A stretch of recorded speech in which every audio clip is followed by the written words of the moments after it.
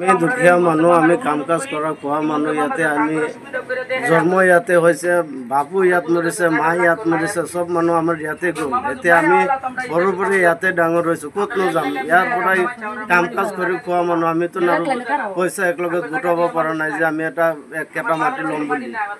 আমাক এতিয়া এইটোৱে অনুৰোধ জনাইছোঁ যে আমাক কিবা সুবিধা দি পেলাই সিহঁতে যাতে আমাক ইয়াৰ পৰা আঁতৰাই দিয়ে, নহ'লেতো আমি দুখীয়া মানুহ ক'ত যামনো? ইয়াতে আমি মৰিব লাগিব। তেনেকুৱা অৱস্থাত আমি আছোঁ।